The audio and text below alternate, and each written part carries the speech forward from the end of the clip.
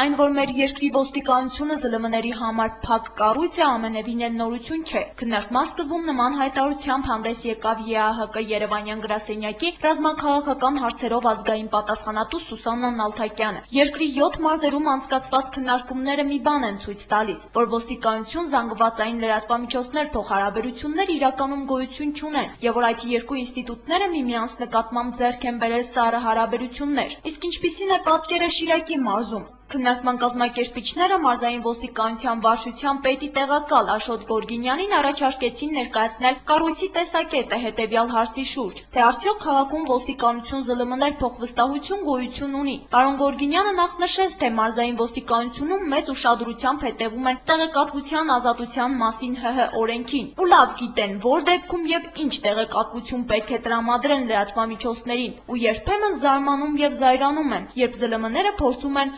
նախատեսածից շատ տեղեկատվություն վերցնել։ Այդ պարագայում էլ ուղղորդում են դիմել Երևան, ոստիկանության տեղեկատվության եւ հասարակայնության հետ կապերի բաժին։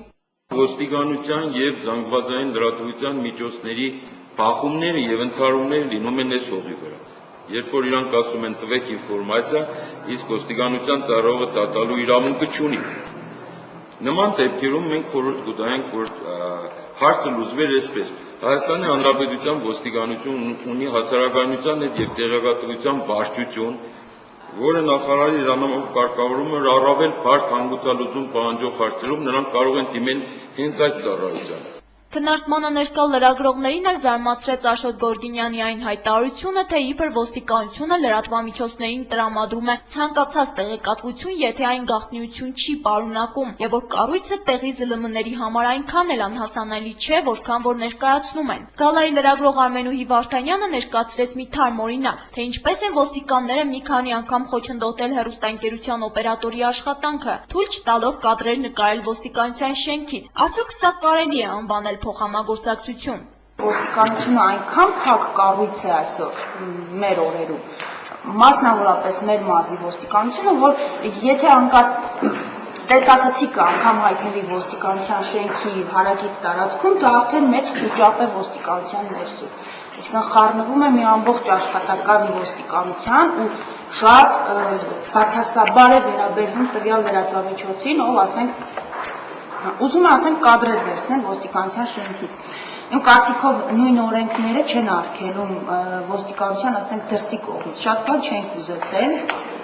ենթադրենք ուղղակի կադրեր վերցնել ու դա անգամ խոչընդոտել են մի քանի անգամ ու մի քանի հոգով ասենք զգուշացնում են օպերատորներին չի կարելի,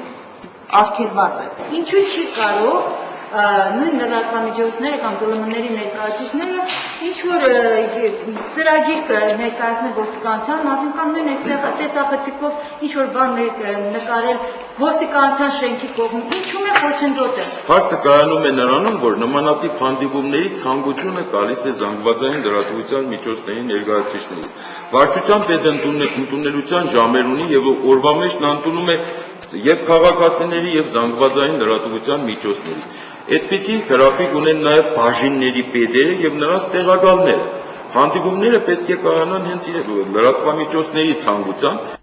Ապա լրագրողները նշեցին, որ չեն հիշում, իսկ ավելի կոնկրետ չի եղել մի դեպք, երբ ոստիկանությունը մյուս կառույցների նման, եթե ոչ ամսական, ապա գոնե տարեկան հաշվետվությամբ հանդես գա ու լրատվամիջոցներին ներկայացնի իրավական դաշտում առկա իրավիճակը։ Այս հարցում պարոն Գորգինյանին օգնության հասավ Գյումրու ոստիկանության բաժնի պետ Շիրակ Շահնազարյանը։ Նա ևս նշեց, որ անհրաժեշտ է դիմել Երևան, իրենք տեղում չունեն լրատվության պատասխանատու, նման տվյալներ տրամադրելու իրավունք ևս, իսկ լրագրողներին անհրաժեշտության դեպքում մեծ ուրախությամբ ընդունում են իրենց աշխատասենյակ։ Եթե ինչ-որ խնդիր կա, կարող եք մոտենալ տեղում իմ աշխատասենյակում քննարկել այդ խնդիրը, բացատրել, հասկանալ, որ դա պետք չէ անել։ Եվ դրանից հետո այդ հեռացումը, որ առաջանում է, դրան մոտենալը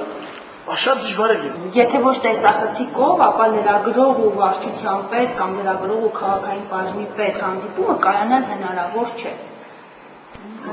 Էլ չասենք տարեվերջյան հանդիպումների կամ ինչ-որ ամփոփիչ հայտարարությունների մասին դա բացառում է։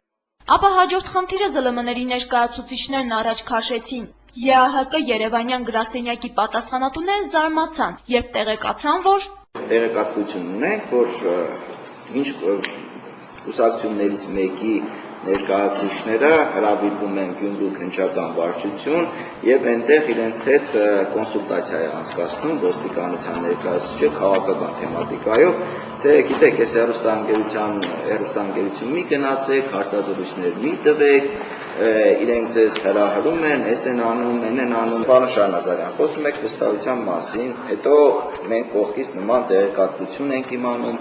այդ դեպքում ինչ եք կարծում, փոխվստահություն միմյանց միջև հնարավոր է թե՞ չէ։ Այսինքն ես լրացնեմ, հարցը այսպես է տեղում, որ Գալա հեռուստաընկերության հետ չեք աշխատում, աշխատում եք։ Երբում եք դա աբսուրդ է,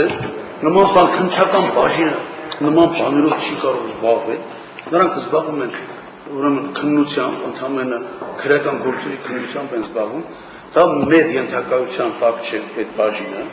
քննչական բաժինը, բայց անկեղծ ասեմ, ենթակայության տակ չէ, բայց էլի չեմ հավատում։ Դա Քննարկմանը ներկա Կանադայի համայնքային ոստիկանության գործով փորձագետը կարծիք հայտնեց, որ Շիրակում ոստիկանություն ԶԼՄ-ներ փոխհամագործակցություն ընդհանրապես գոյություն չունի։ Նա իրավիճակը ցավալի բնորոշեց ու նշեց, թե լրատվամիջոցներն իրոք դժգոհելու տեղ եւ առիթ ունեն, քանի որ սահմանափակվում է լրագրողների տեղեկատվություն ստանալու իրավունքը, իսկ երկու ինստիտուտների միջև փոխվստահություն ձեռք բերելու միակ տարբերակն ըստ նրա կարող է լինել ոստիկանության թափանցիկ գործելավոճը։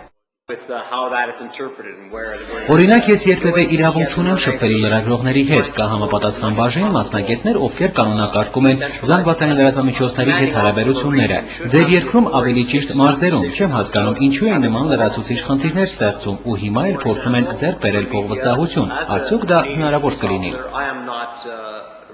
Ոստիկանության պատասխանատուները խոստացան վերադաս կառույցում պահանջել լրատվության պատասխանատուի հաստիք, որպեսզի նման խնդիրներն այսուհետ հարթվեն, իսկ լրագրողներն էլ խոստացան անհրաժեշտության դեպքում անհանգստացնել կառույցին տեղեկատվության պահանջով։ Հերմինե Մկրտչյան, Համբարձում Պապոյան, Գալա Նյուզ։